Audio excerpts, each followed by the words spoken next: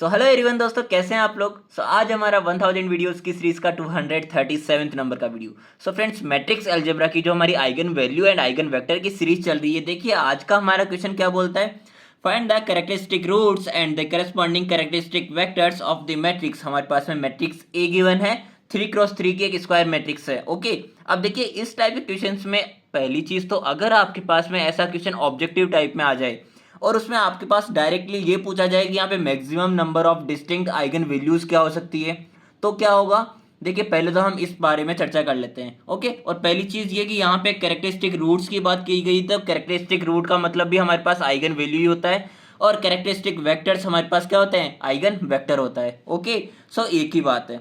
Overall judgement में मैंने यही बात बोली है। If question asked about the number of eigen values, then we know the properties of eigen value, that maximum number of distinct eigenvalues is equal to size, it means order of the matrix। order इसका क्या है, 3x3 है। it means third order की हमारे पास में एक square matrix चाहिए। थर्ड ऑर्डर की स्क्वायर मैट्रिक्स होने के कारण यहाँ पे maximum number of distinct eigen values या फिर कैरेक्टरिस्टिक वेक्टर्स या कैरेक्टरिस्टिक रूट्स की बात की जाए तो वो भी 3 ही होंगे। ओके, और अगर हमारे पास में 3 आइगन वैल्यू है तो 3 आइगन वैल्यू के करस्पॉन्डिंग 3 आइगन वेक्टर्स ही होंगे। ओके, अगर हमारे पास n आइगन वैल्यूज होंगी तो n ही आइगन वेक्टर्स प्रेजेंट होते हैं। ओके, आती है इतनी बात समझ में। तो चलिए आते हैं वापस से क्वेश्चन पे। बात करते हैं आइगन वैल्यूज के बारे में। तो आइगन वैल्यूज जब हम निकालेंगे तो हमारा जो फर्स्ट स्टेप होगा वो स्टेप क्या होगा, find value of eigen value by the help of characteristic equation. अब हमारे पास में first of all characteristic equation लिखनी पड़ेगी आइगन वैल्यू निकालने के लिए। तो कैरेक्टरिस्टिक इक्वेशन का जो फॉर्मूला होता है a minus lambda I to the power n, या फिर i ऑफ nth ऑर्डर आप कह सकते हो। यानी कि nth ऑर्डर की हमारे पास में आइडेंटिटी मैट्रिक्स होगी, और nth ऑर्डर का मतलब है कि यहाँ पे a मैट्रिक्स जिस ऑर्डर की है उसी ऑर्डर का हमारे पास में आइडेंटिटी मैट्रिक्स होगा। तो यहाँ पे थर्ड ऑर्डर की है, इट मीन्स थर्ड ऑर्डर का स्क्वायर मैट्रिक्स है, तो थर्ड ऑर्डर का ही आइडेंटिटी मैट्रिक्स होगा यहाँ पे। ओके, तो हमने ए मैट्रिक्स को डिटर्मिनेंट फॉर्म में लिखा माइनस लेमडा आई। तो यहाँ पे लेमडा के लिए देखिए यहाँ पे जब हम माइनस करेंगे तो यहाँ पे 8 माइनस लेमडा आ जाएगा। जो डायगोनल एलिमेंट्स है, डायगोनल एलिमेंट्स की जगह पे ही ओनली माइनस होगा, तो 7 माइनस लेमडा, 3 माइनस लेमडा। बाकी सभी की जगह पे तो जो है वही रहेगा, क्योंकि 6 माइनस 0, 2 माइनस 0, अगेन सभी चीज़ें एज इट इज़ रहेगी। ओके, तो देखिए अब इसकी जब हम डिटर्मिनेंट वैल्यू निकालेंगे तो यहाँ पे मैं गया हूँ, देखिए फर्स्ट रो के अक्रॉस गया हूँ। तो फर्स्ट रो के अक्रॉस जाके जब हम सॉल्व करेंगे 8 minus lambda and then corresponding row and corresponding column को छोड़ने के बाद में इन दोनों के क्रॉस मल्टीप्लीकेशन को माइनस करेंगे। Okay, then minus of -6 corresponding row and corresponding column को मैंने छोड़ा और इनको क्रॉस मल्टीप्लीकेशन को माइनस किया, एंड देन यहाँ पे अगेन यहाँ पे +2 आ जाएगा, एंड यहाँ पे करस्पॉन्डिंग रो करस्पॉन्डिंग कॉलम को मैंने छोड़ के इनका माइनस किया क्रॉस मल्टीप्लीकेशन को। तो देखिए मेरे पास में फाइनली जो इक्वेशन निकल के आएगी वो आएगी lambda cube minus 18 lambda square plus में 45 लैम्डा इज इक्वल टू 0। अब यहाँ से लैम्डा कॉमन आ सकता है ओवरऑल, और मेरे पास में जो क्वाड्रेटिक इक्वेशन आएगी इसके फैक्टर्स हम कर लेंगे, जहाँ से मेरे पास में जो लैम्डा की डिस्टिंक्ट वैल्यूज मिलेगी वो देखिए क्या क्या है, 0, 3 और 15, जो कि हमारे पास में क्या निकल गया है, कैरेक्टरिस्टिक रूट्स निकल गया है, जिसे हम कहते हैं आइगन वैल्यूज भी कहते हैं, लैटेंट रूट्स भी कहते हैं, प्रॉपर वैल्यूज भी कहते हैं। ओके, इसके कई नाम है, ठीक है, तो आपको कंफ्यूज होने की जरूरत नहीं है। अब हमें इन करस्पॉन्डिंग आइगन वैल्यूज के लिए करस्पॉन्डिंग आइगन वेक्टर्स भी निकालने हैं। ओके, देखिए जैसा कि मैंने कहा कि स्टेप 2 में हमें क्या करना है, आइगन वेक्टर्स निकालने हैं। जो मैंने बात स्टार्टिंग में बोली थी, for n eigen values there will be n eigen vectors. Okay, जितने आइगन वैल्यूज होगी उतने ही आइगन वेक्टर्स होंगे हमारे पास में। First eigen vector, the eigen vector of a corresponding to the eigen value 0 is given by, देखिए हमारे पास में जैसे कैरेक्टरिस्टिक इक्वेशन होती है आइगन वैल्यू के लिए, उसी तरह से आइगन वेक्टर के लिए ये फॉर्मूला होगा ax is equal to lambda x. अब मैं इसको LHS में लेके जाऊंगा तो मेरे पास आ जाएगा ax minus lambda x equal to 0। अब यहाँ से मैं x कॉमन ले सकता हूँ। अब पहली चीज तो जब ये हमारे पास मैट्रिक्स है तो लैम्डा जो कि स्केलर क्वांटिटी है उसको भी हमें मैट्रिक्स के साथ में छोड़ना पड़ेगा, यानी कि यहाँ पे मैं आई छोड़ दूंगा, आई यानी कि आइडेंटिटी मैट्रिक्स के साथ इसको छोड़ूंगा। ओके, और एक्स मेरा बाहर आ जाएगा। एक्स यहाँ पे किसको रिप्रेजेंट कर रहा है, एक्स यहाँ पे रिप्रेजेंट कर रहा है जो हमारी वेक्टर की कॉलम मैट्रिक्स है उसको। ठीक है, वेक्टर्स हमारे पास में x1 x2 x3 हो जाएंगे। जिस ऑर्डर के हमारे पास में जो मैट्रिक्स गिवन है उसी ऑर्डर का हमारे पास में कॉलम मैट्रिक्स होगा। ओके, तो देखिए जो x था, x1 x2 और x3 थर्ड ऑर्डर की कॉलम मैट्रिक्स है यहाँ पे। ठीक है, एंड यहाँ पे a माइनस लेमडा आई। तो देखिए अब जब हम यहाँ पे लैम्डा की वैल्यूज रखेंगे तो ये वाली जो इक्वेशन है इसी में हमें बार बार करस्पॉन्डिंग आइगन वैल्यूज चेंज करनी है, जिसके करस्पॉन्डिंग हम आइगन वैल्यूज रखेंगे एंड आइगन वेक्टर्स हमारे पास निकल के आएंगे। ठीक है, तो इसको मैंने इक्वेशन ए नाम दे दिया है, जो कि हमें बार बार लेनी है यूज में, क्योंकि आप हर बार यहाँ से स्टार्ट नहीं कर सकते, आपको यहाँ से स्टार्ट करना है अपना टाइम को यूटिलाइज करने के लिए। ओके, तो पहली जो हम निकाल रहे थे आइगन वेक्टर की वैल्यू, वो हम लैम्डा इज इक्वल टू 0 यानी कि आइगन वैल्यू 0 के करस्पॉन्डिंग आइगन वेक्टर की वैल्यू निकाल रहे हैं। तो यहाँ पे लैम्डा इज इक्वल टू जब 0 रखेंगे तो ये तो पूरा मेरे पास 0 हो जाएगा एंड ये मेरे पास एज इट इज आ जाएगा और x1 x2 x3 is equal to 0। अब ये देखिए आपके पास में एक homogeneous system of linear equation में कन्वर्ट नहीं हो गया, जो कि हमारे पास में इक्वेशंस गिवन होती है वो सभी की सभी इक्वेशंस इक्वेट हो रहती है 0 के। ठीक है, आती इतनी बात समझ में।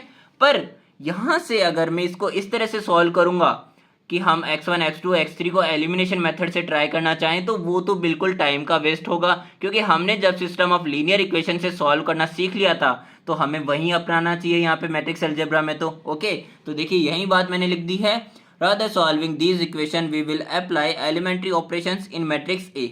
तो यहाँ पे मैट्रिक्स ए मेरे पास में क्या हो जाएगी, कोफिशिएंट मैट्रिक्स हो जाएगी, क्योंकि देखिए अगर मैं इनकी करस्पॉन्डिंग रो को करस्पॉन्डिंग कॉलम के साथ मल्टीप्लाई करके लिखता हूँ इक्वेशन की फॉर्म में, तो यहाँ पे आप देखिए x1 x2 और x3 जो हमारे पास में वेरिएबल्स है x1 x2 x3, इन सभी के कोई ना कोई कोफिशिएंट है, तो इन्हीं कोफिशिएंट से मिलकर बनी हुई है हमारी ए मैट्रिक्स। ठीक है, कोफिशिएंट मैट्रिक्स। तो चलिए शुरू करते हैं। सो देखिए जब मैंने यहाँ पे first row elementary operation perform किया है तो मैंने पहले R1 को R3 के साथ इंटरचेंज करा है, क्योंकि देखिए R1 को R3 के साथ इंटरचेंज करने का हमारा जो मेन मोटिव है वो ये कि यहाँ पे जो 2 है इस 2 का 3 टाइम्स मल्टीपल ये है, इसका 4 टाइम मल्टीपल 8 है। यहाँ पे अगर हम -6 को 0 में कन्वर्ट करना चाहेंगे तो -6 + 6 बनाने के लिए हम R1 की हेल्प लेना चाहेंगे। ठीक है, और हमारे पास में जब हम एक्लॉन फॉर्म में कन्वर्ट करते हैं तो एक्लॉन फॉर्म में जो हमारी बॉटम रोज है उसमें मैक्सिमम जीरोज रहते हैं, तो बॉटम रोज में मैक्सिमम जीरोज कन्वर्ट करने के लिए हमारे पास में जो सबसे छोटा टर्म है उसको हम R1 में ले जाएंगे। ठीक है, अब देखिए इसके मेरे पास में क्या फायदे होंगे, आप जब यूज में लेंगे तब आपको पता लग जाएगा। तो R1 को मैंने R3 के साथ इंटरचेंज किया है, तो यहाँ से देखिए मेरे पास में ये आ गया है। अब यहाँ से मुझे R2 में वही ऑपरेशन लगाना है। अब -6 के साथ में +6 करेंगे तब ये 0 बन सकता है, और -6 को +6 करने के लिए R2 में अगर मैं रॉ एलिमेंट्री ऑपरेशन लगाऊं प्लस में 3R1, R2 + 3R1 जब हम करेंगे तो ये 0 बन जाएगा। एज इट इज अगर हम R3 में लगाना चाहें R3 - 4 टाइम्स ऑफ R1 तो ये भी 0 बन जाएगा।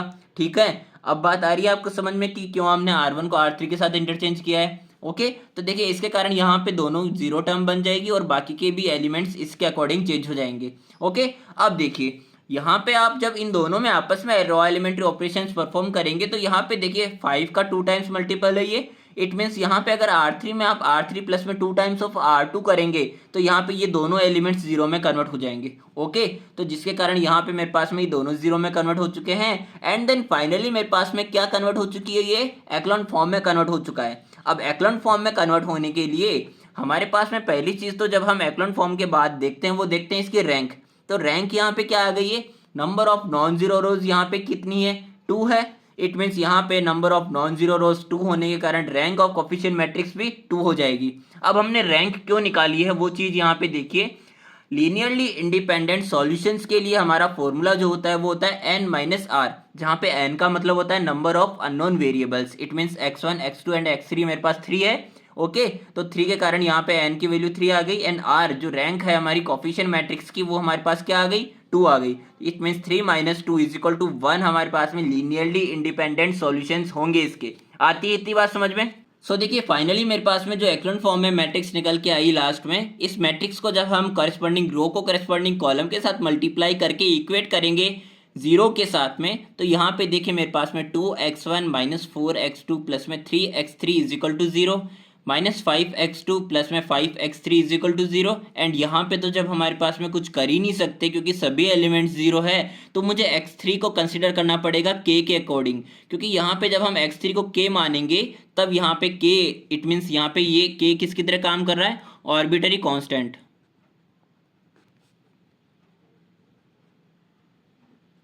ओके, अब ऑर्बिटरी कांस्टेंट है जब x3, तो यहाँ पे इस वाली इक्वेशन से हमारे पास में क्या आता है, x2 = x3, इट मीन्स मेरे पास में x2 की वैल्यू भी क्या आ जाएगी, k आ जाएगी। ओके, अब हम x1 की वैल्यू निकाल सकते हैं जब x2 और x3 की वैल्यू आ गई है, तो x1 की वैल्यू मेरे पास में फाइनली आ जाएगी k/2।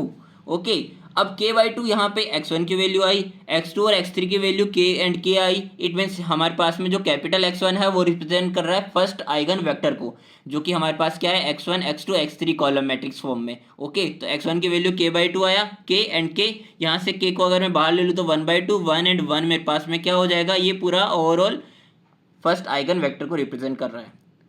अब पहले आइगन वेक्टर की वैल्यू तो हमने निकाली है corresponding to the eigen value of 0।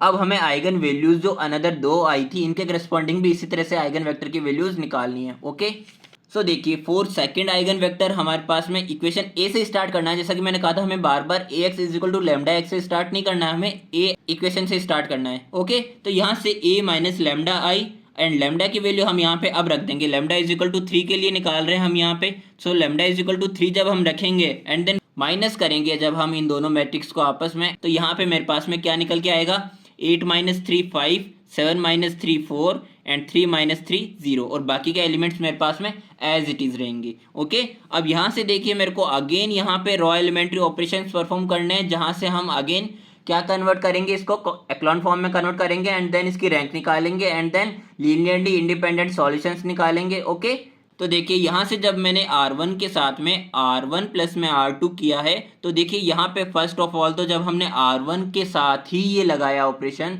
तो उसके साथ हमारा मोटिव था कि इसको हम सिंप्लीफाई कर सकते हैं, क्योंकि यहाँ पे -6 है एंड -6 के साथ प्लस करके यहाँ पे -1 में हो जाएगा। अब -1 में कन्वर्ट होने के बाद में इसमें हमारे पास जो फायदा होगा वो ये होगा कि हमारे पास में एलिमेंट्री ऑपरेशंस परफॉर्म करके इन बाकी के एलिमेंट्स को हम जीरो में इजीली कन्वर्ट कर सकते हैं 1 की हेल्प से। ठीक है, तो देखिए यहाँ से मेरे पास में R1 में चेंज हो चुका है एंड इसके कारण R2 में हमने रॉ एलिमेंट्री ऑपरेशन लगाया है, इसको जीरो में कन्वर्ट करने के लिए R2 - 6 of R1 and then R3 में लगाया है R3 प्लस में 2 ऑफ R1, जिसके कारण ये मेरे पास में जीरो हो जाएगा। ओके, तो ये दोनों एलिमेंट्स तो जीरो बने ही बने, बाकी के एलिमेंट्स भी इसके अकॉर्डिंग चेंज हो गए। ठीक है, अब यहाँ से एक चीज़ जो आपको ऑब्जर्व करनी है वो ये कि ये 4 × 2 है, 8 × 2 है। इट मीन्स यहाँ पे ये दोनों एलिमेंट्स भी जीरो में कन्वर्ट हो सकते हैं। ठीक है, सो देखिए R3 की जो हमारी रो है उसको मैंने जीरो में कन्वर्ट करने के लिए रॉ एलिमेंट्री ऑपरेशन क्या लगाया है, R3 प्लस में half of R2। R3 plus half of R2 का मतलब है कि यहाँ पे माइनस का 8 प्लस में 16/2। ओके, तो यहाँ से मेरे पास में प्लस का 8 आएगा एंड -8 + 8 मेरे पास 0 हो जाएगा एंड एज इट इज -4 + 4 हो जाएगा 0।